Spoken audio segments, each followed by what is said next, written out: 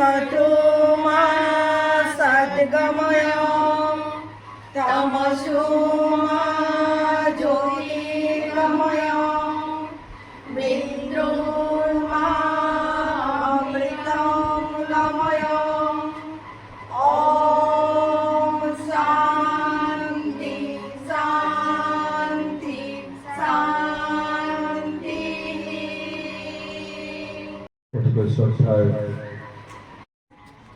সম্পাদনা সমিতিৰ হৈ পুলক হাজৰিকা আদৰণি জনাবৰ কাৰণে অনুৰোধ জনাইছোঁ। পুলক হাজৰিকা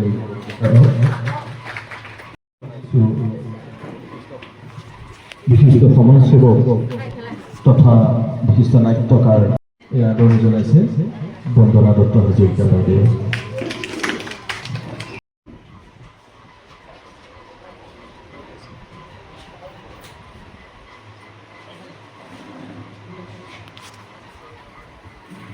আমি শ্ৰদ্ধাৰ শইকীয়াদেৱক আদৰণি জনাবৰ কাৰণে এই প্ৰয়াত নগেন হাজৰিকাদেৱৰ কনিষ্ঠ কুঁৱৰী তেখেতে শইকীয়াদেৱক আদৰণি জনাইছে।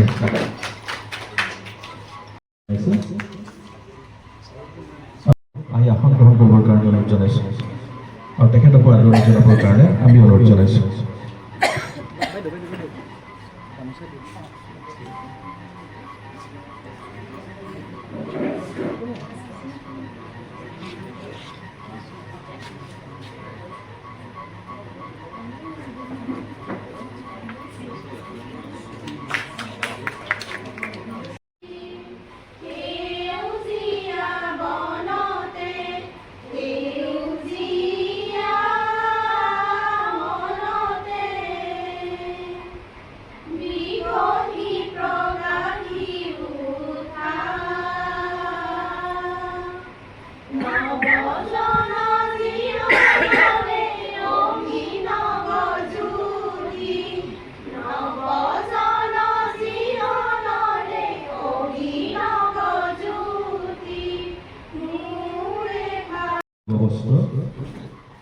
ইয়াতে কিবা গান পাইছে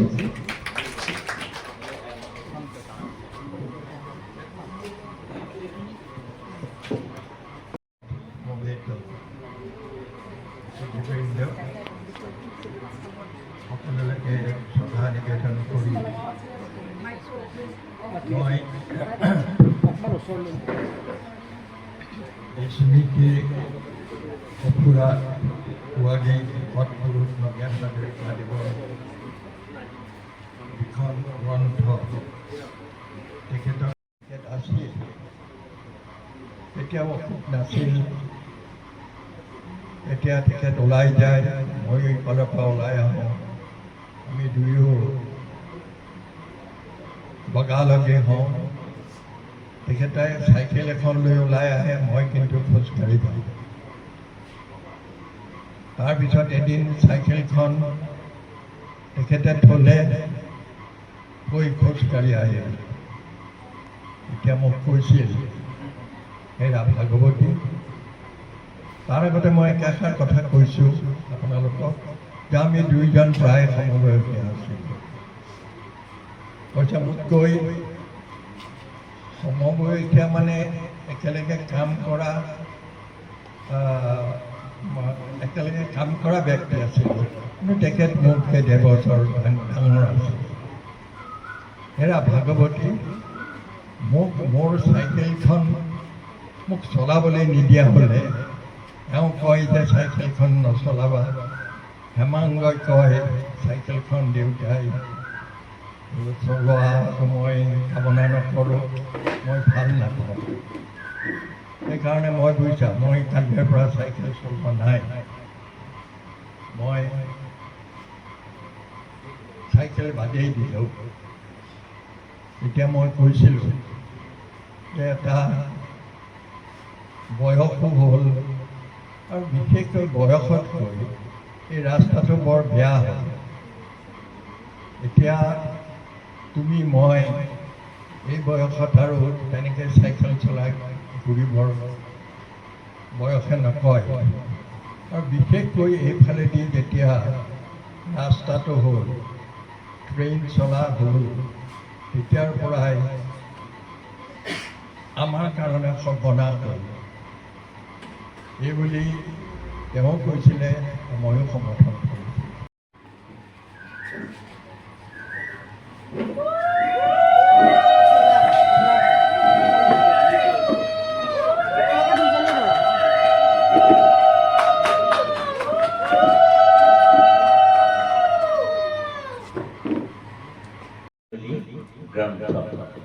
কৃতকৰ্মৰ সোঁৱৰণ কৰি লিপিবদ্ধ যিখন গ্ৰন্থ সেইখন হৈছে শ্ৰদ্ধাঞ্জলি গ্ৰন্থ। এই শ্ৰদ্ধাঞ্জলি গ্ৰন্থখন প্ৰতিজন ব্যক্তিৰ কাৰণে ই হ'ব পাৰে, প্ৰাসংগিক হ'ব পাৰে, নহ'ব পাৰে। কিছু ব্যক্তিৰ কাৰণে হয়তো সেইটো প্ৰাসংগিক নহ'ব পাৰে।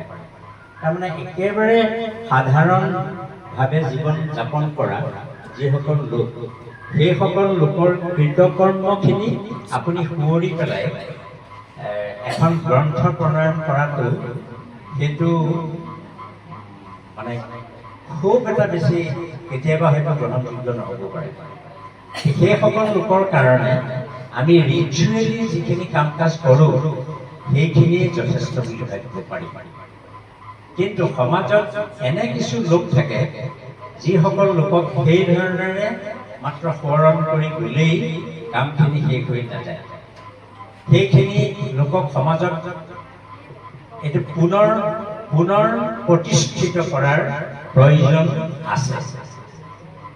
এই কথাটোৱে শ্ৰদ্ধাঞ্জলি গ্ৰন্থ আৰু শ্ৰদ্ধাঞ্জলি অনুষ্ঠান এই সম্পৰ্কে মোৰ নিজৰ কথা এটা অকণমান ক'বলৈ বিচাৰিছোঁ। 1983 চনত মোৰ দেউতা ঢুকাল।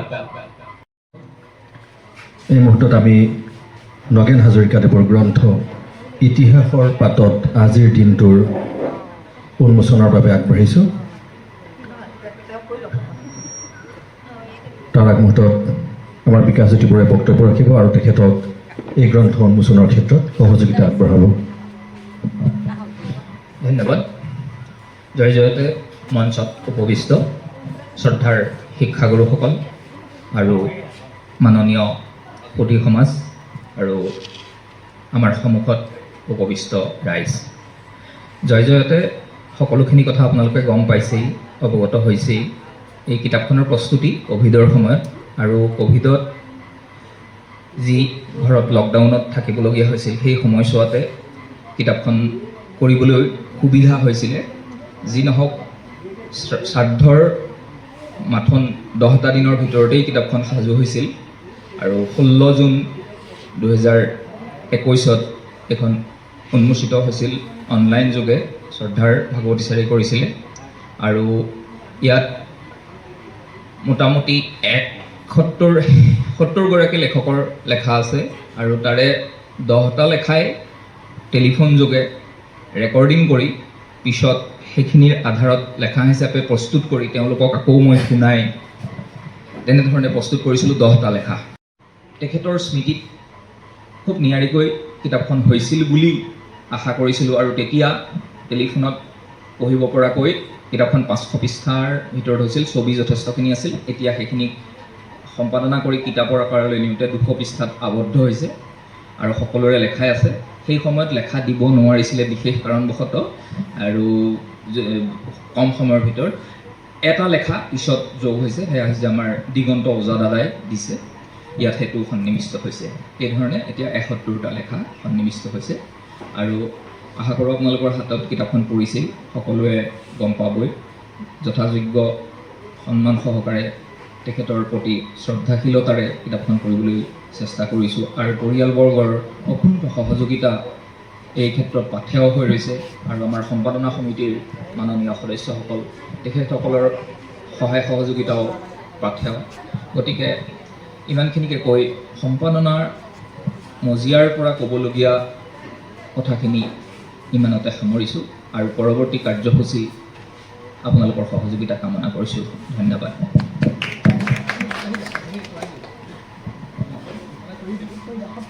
বন্দনা দত্ত বাইদেউ, আমি বন্দনা দত্ত হাজৰিকা আৰু বিকাশ বৰুৱাক সহযোগিতা আগবঢ়াবৰ কাৰণে অনুৰোধ জনাইছোঁ।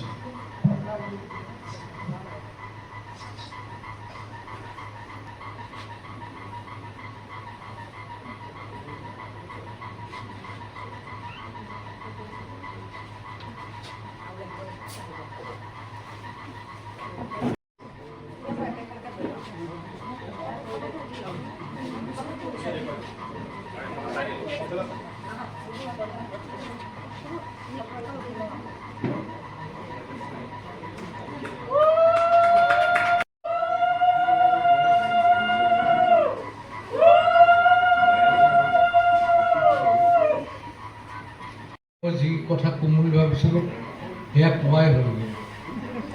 মানে কেইবাজনেও ঠিক সেয়া কথাকেই কৈছে যিখিনি ময়ো ক'লোহেঁতেন। মানে দীঘলীয়া দীঘল নকৰোঁ। মোৰ এটা নিয়ম বেলেগ, মোক কোনোবাই বেয়াও পাব পাৰে, ভালো পাব পাৰে, কোনোবাই বেয়াকৈ সমালোচনাও কৰিব পাৰে।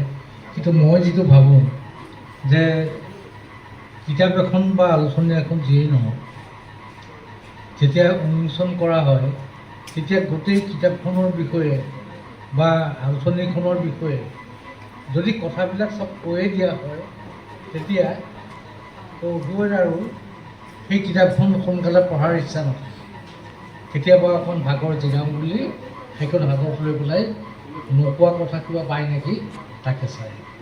কিন্তু যদি আমি সেইটো নকৰোঁ, আমি কিতাপখন বা আলোচনীখন দিম, কিন্তু তাৰ ভিতৰত কি আছে কি নাই যদি একো নকওঁ, তেতিয়া যিজনে সেইখন ল'ব তেওঁৰ এটা আগ্ৰহ থাকিব যে ইয়াত মোৰটো আছেনে নাই। দাদা আমাৰ মানে একেলগে চাকৰি কৰে, তেখেতৰ এখন মপেড আছে। মই আহি থাকোঁতে আৰু ইয়াত যে বোলে তেখেতৰ চাইকেল চলোৱাটো বন্ধ কৰিছে, যেনেকৈ আমাকো বন্ধ কৰিছে এতিয়া। তেতিয়া মোৰ সেই মপেডখনলৈ মনত পৰিছে। নগেন্দ্ৰাই লৈ যায় আৰু চলাওঁ মই। লেজাৰ হ'ল মাত্ৰক আৰু মই কমন মন নকওঁ। বাহিৰে বাহিৰে নগেন্দ্ৰাক চাবিটো দিয়কচোন বুলি কওঁ আৰু নগেন্দ্ৰাই কলেজ নাই লৈ পেলাই গ'লোৱে আৰু। মানে তেতিয়া তেনেকুৱা, এতিয়া মই তেনেকুৱা নোলোৱা হ'ল। এতিয়াৰ মপেডবিলাক বেলেগ। তেতিয়া ভাল মপেড, মানে পেডেল মাৰিও চলাব পাৰি আৰু যন্ত্ৰও চলিব পাৰি। গতিকে সেইটো মোৰ মনলৈ আহিছে যে যিজন মানুহে মপেড চলাইছিল সেই মানুহজনক এদিন পৰিয়ালৰ মানুহে চাইকেল চলাব নালাগে বুলি ক'লে, বা লগৰ মানুহেও ক'লে যে চাইকেল চলাব নালাগে। এইখিনি কিন্তু কেতিয়াবা হাঁহি উঠা কথা, কিন্তু নহয়, আচলতে এইটো এটা দুখৰ কথা। তেওঁ লিখা নাছিল ক'তো নিজৰ জোখতকৈ বহুত ডাঙৰ হোৱাৰ বাবে, বহুত ডাঙৰ। বহুত দিনৰ মূৰত সেই একেটা কুচলাকে মই পিন্ধিবলৈ উলিয়াই ল'লোঁ। কি আচৰিত কথা, হাইঠা মাটিত পৰাৰ দৰে কথা। দেউতাককৈও 1.5 ফুট চুটি অকণমানি দেহটোত কোনটো সৰু হ'ল, বৰ সৰু, পিন্ধিব নোৱাৰাকৈ সৰু, পিন্ধিব নোৱাৰাকৈ সৰু।